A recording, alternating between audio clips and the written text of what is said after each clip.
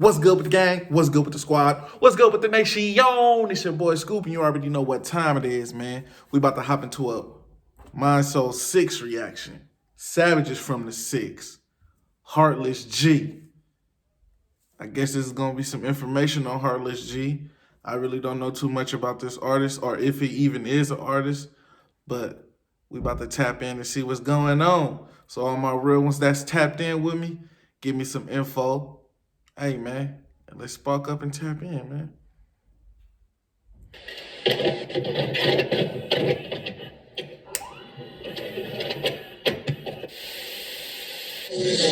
My block is where the coke is at. I'm top where the coke is at. My home is where the coke is at. Von Rollin' up with that. Von Rollin' up with that. Von Rollin' up with that. Von Rollin' up. On the other side in emergency, some of them don't even make it that far. The newspaper make your man into a damn star. Fuck. Was shot and also reports seeing a male armed with a handgun running away from the scene. That suspect is described as between 15 and 18 years old, about 5'5" to 5'8", with a slim build. Damn. 16. This is 29-year-old Shael Mills, better known as Heartless-G. He's a rapper hailing from the Vaughan and Oakwood area of Toronto. He's a member of a gang called MLB Click, which is a subset of Vaughan Road Bloods. Heartless-G was highly active in the music scene in the early 2010s, putting out hundreds of quality tracks. A few notable ones being Have a Nice Trip, Love the Blood, Mobster Music, Hood Life, Mr. Vaughan Road Swagula, and a hefty list of others. See, that's why I really haven't tapped in, because I didn't really tap into no artists from Toronto in 2010, to be honest with you. And that's fucked up when I should have, because I probably missed out on a whole bunch of good-ass flaming heat, you feel me? His buzz began in early June of 2010 when he made some serious noise with his debut mixtape, Re-Up and Push Volume 1, which put him on the rap radar within the city. To this day, he's dropped over 10 solid mixtapes and albums spread throughout the years, displaying discipline and work ethic when it comes to producing music. By the amount of views he's received on YouTube, along with thousands of mixtape downloads on DatPiff, it's clear that Heartless-G has talent and a sound that people wanted to hear. He quickly became known throughout Toronto, and thanks to far-reaching online platforms, he had people tuning in from not just the city, but from all around the world. With Heartless-G's rap skill along with his consistent output of music, you'd think that he'd be in a good spot in his life present day. What's your go-to Heartless-G song? Right now, you tapped in, comment below. What's your go-to? And I'll react to it, man. But sadly, this isn't the case. If you watch any of my other videos, you know the recurring trend of talented Toronto rappers who can't seem to keep their hands clean. Unfortunately, Heartless-G falls into this category, with a familiar story that ends in another case of wasted potential. So today, on Savages from the 6, we'll take a look at Vaughan and Oakwood's Heartless-G.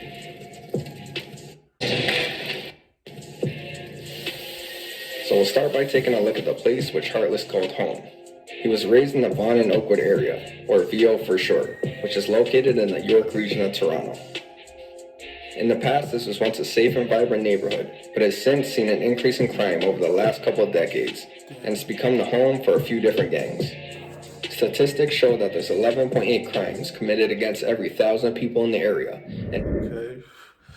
It says 2 youths shot by Vaughan and Oakwood, man dead at Oakwood Vaughan, man shot dead at Oakwood Vaughan bar, man shot in West End drive-by, West End residence, fight bars, booze, cans, man shot at Vaughan Road. Damn, it was going down up in Vaughan Road, I see.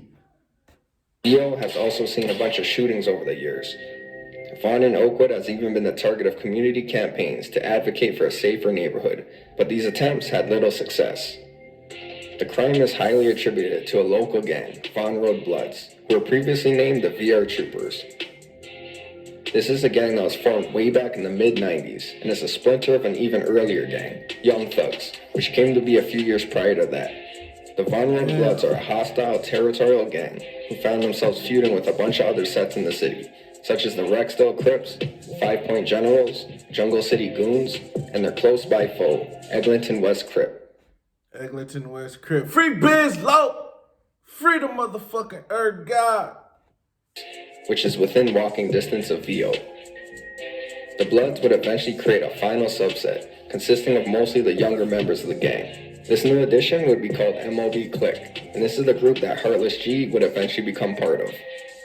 With a bunch of different splinter gangs, all of them shared a similar trait, being committed to rep blood.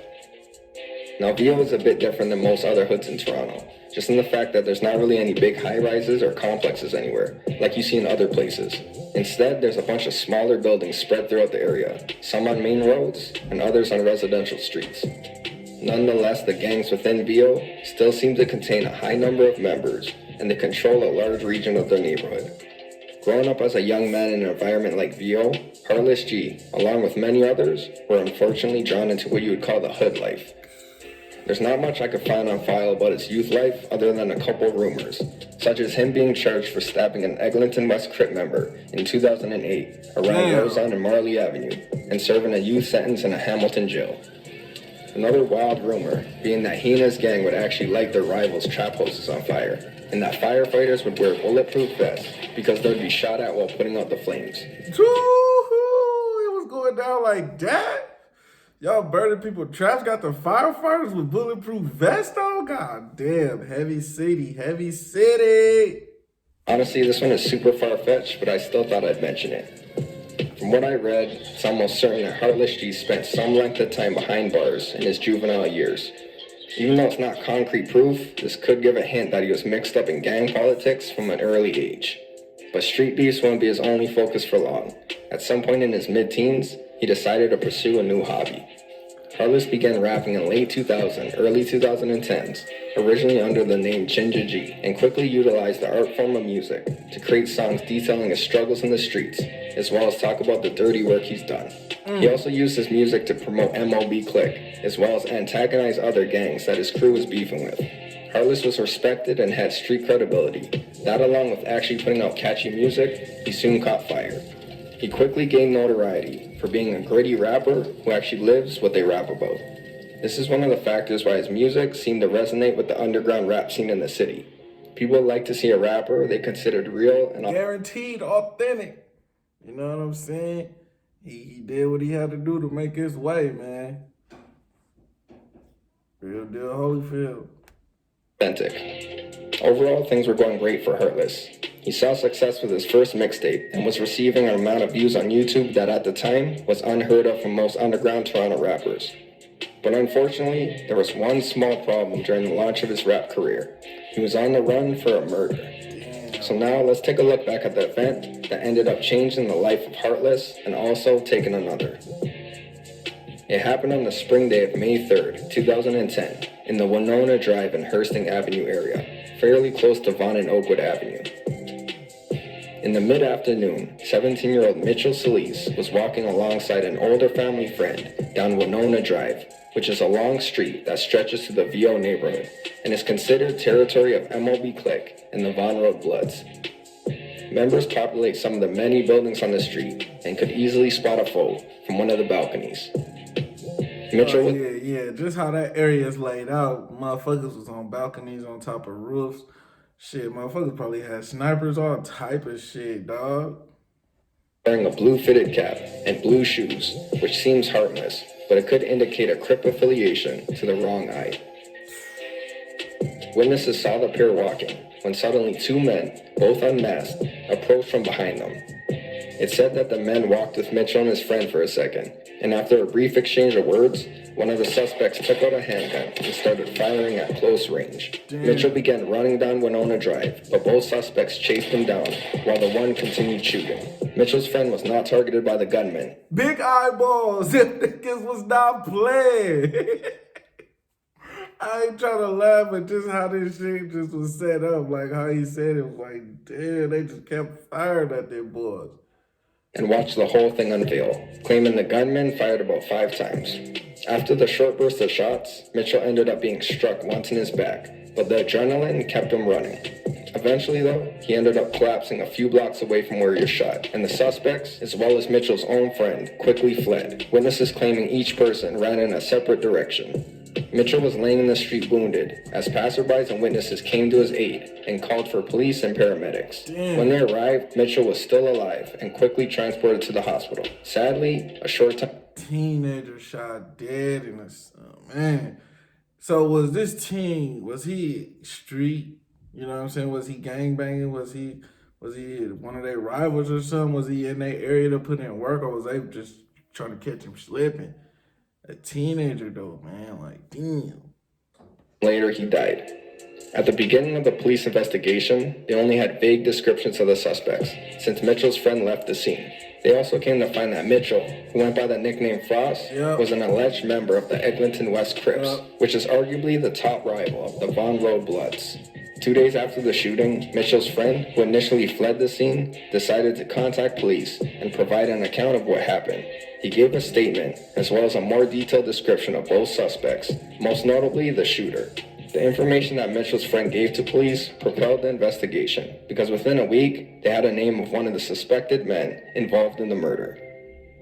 On May 8, 2010, police announced their first suspect to be Shiel Mills, Heartless-G.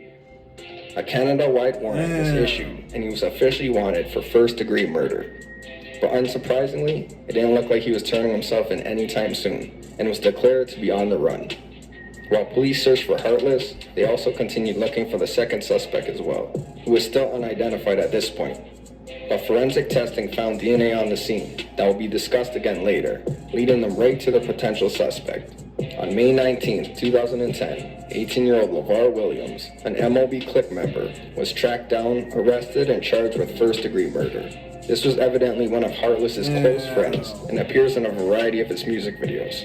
As for the investigation, there was some progress made since 1 or 2 suspects were arrested, but police still didn't have Heartless. At this point, the motive for Mitchell's killing seemed to be on the surface, an alleged gang member killed by an opposing gang on rival turf. It looks like Mitchell was just walking in the wrong area, wearing the wrong colors at the wrong time, and he ended up paying the price. Yeah, that's what I'm saying. Like, if he, you know what I'm saying, if he was in it to win it, he was over there trying to put in some work his damn self.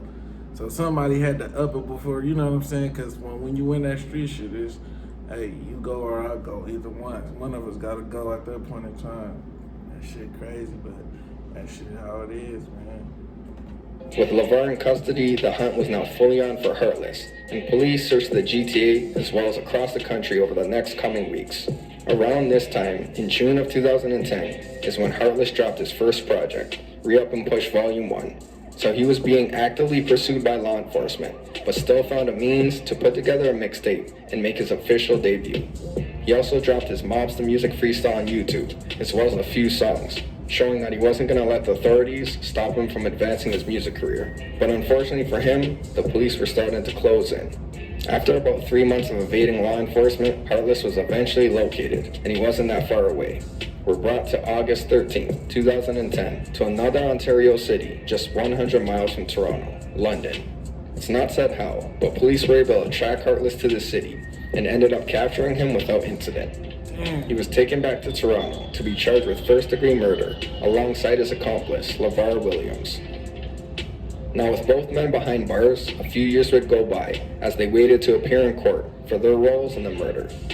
In January of 2013, almost 3 years after being charged, the trial would begin.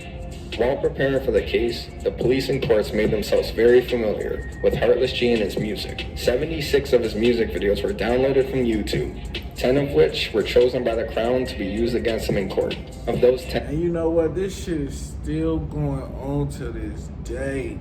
Rappers are still to this day putting in their street work and then putting it on their motherfucking music and thinking it's just gonna not get seen, or, you know what I'm saying, overlooked.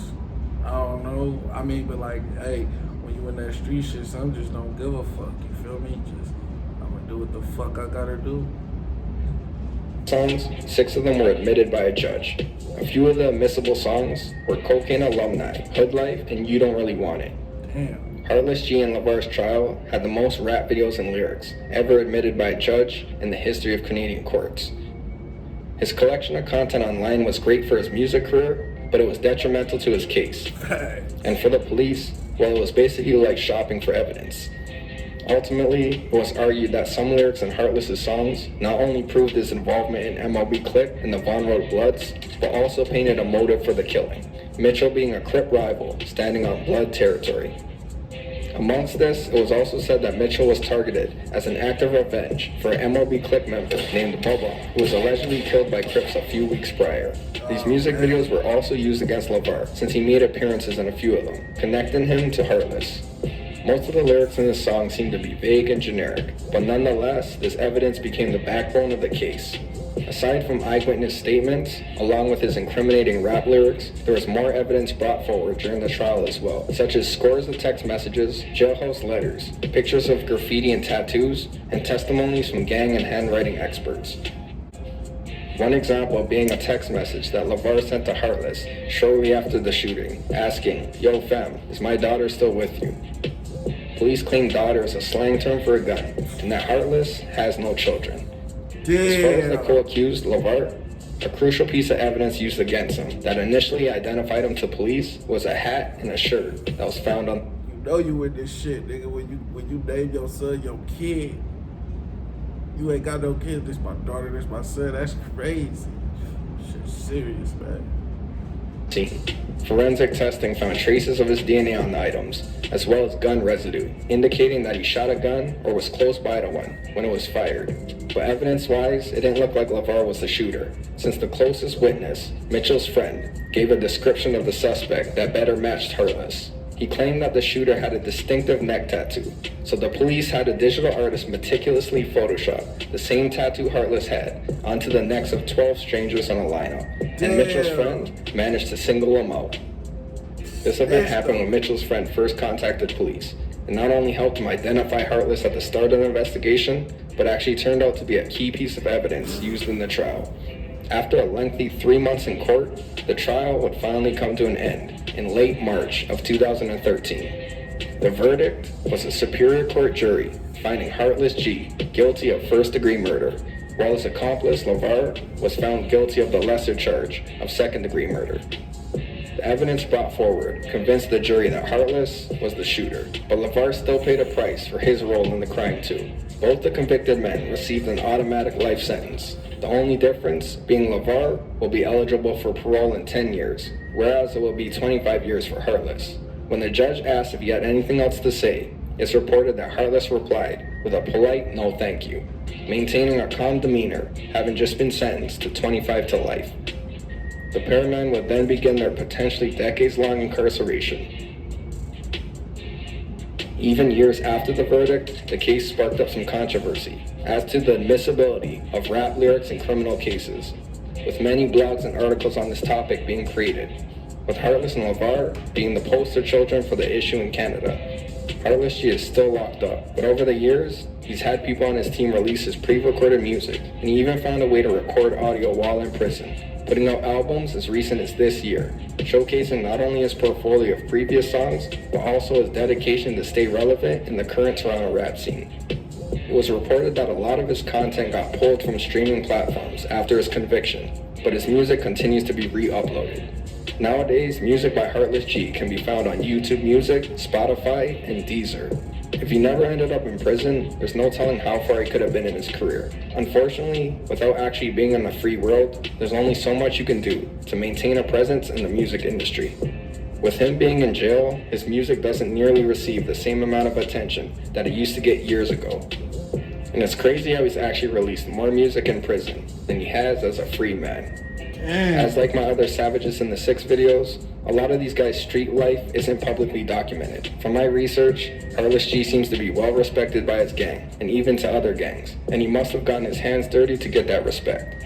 And friends and fans of his music are still tuning in, and you can find recent comments all over the internet saying free up or asking when he will be getting out, so people won't be forgetting about Heartless-G anytime soon.